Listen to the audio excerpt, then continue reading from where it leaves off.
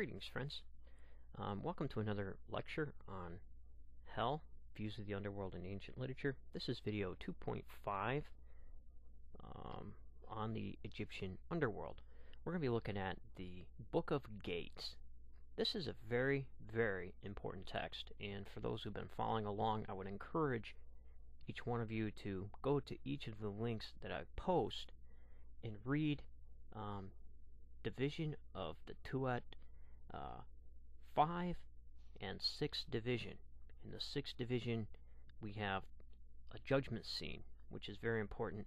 Here, we have a lake of fire and enemies being destroyed in a judgment-like scene, and they're condemned to be destroyed.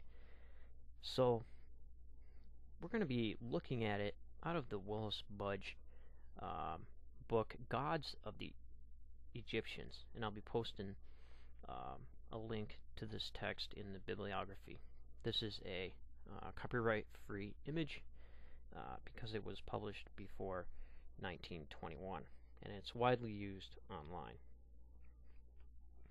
What we're looking at here in the image that I've posted is that judgment scene of the 6th division. But first, what I would like to do is go to the end of the 5th division.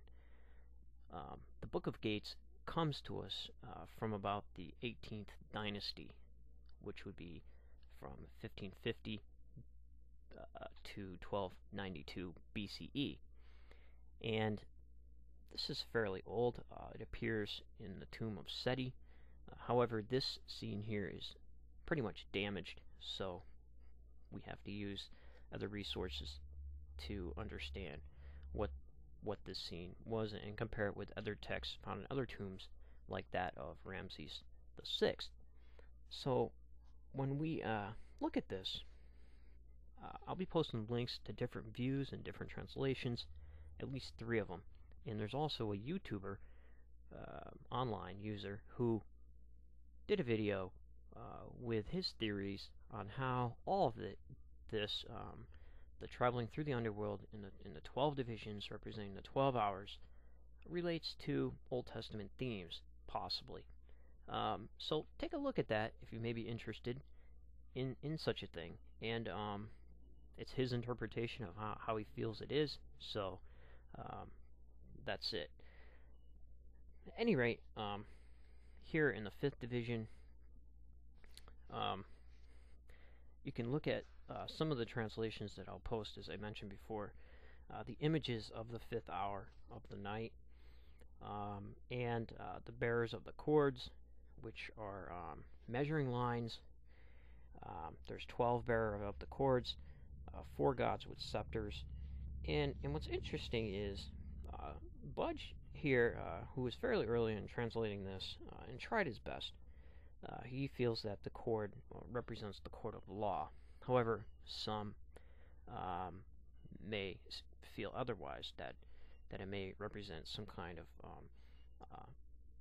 reward or measuring of the fields that you get.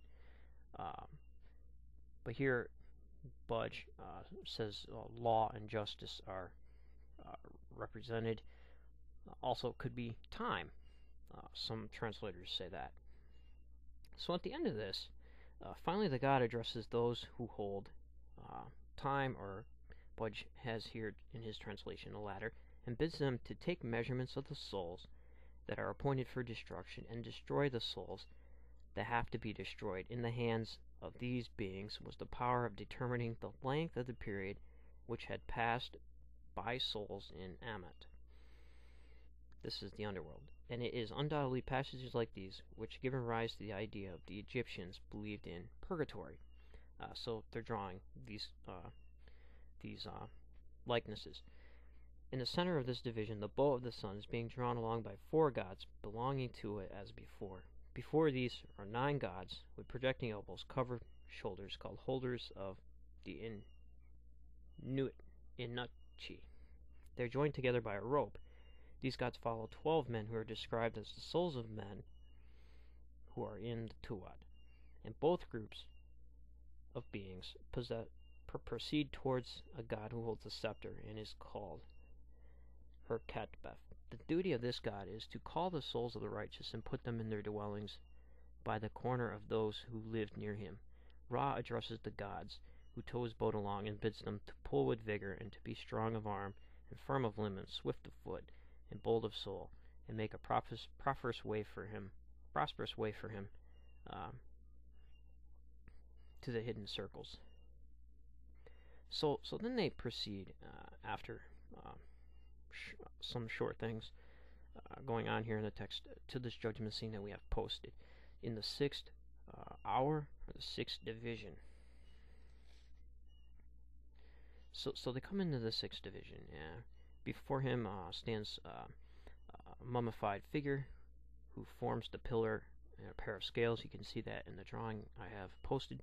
And those who may be regarded as the personification of the great balance with which we are familiar from the judgment scene, as we've seen in the Pauper Swanee. In the pan of the scales is a bird of evil. Budge has evil here. However, we're not really sure what that bird means, because other translators represent this in a different light. Near the scales is a boat in which there are an ape and a pig. The ape is urging the pig along with a stick. In the upper part of the scene, there are heads of 4 oryxes, O-R-Y-X-E-S, and a figure of the god Anubis. The difficult texts which accompany this scene tell us that the enemies of Osiris are beneath his feet, and the gods and the spirits are before him. He is the foe of the damned. He repulses the enemies, and he destroys them and effects their slaughter. The bearer of the hatchet and the supporter of the scales protect him who is in Amenti, who resteth in Tuat, and who passeth through darkness and shadow. Above is joy, and below is our right and truth.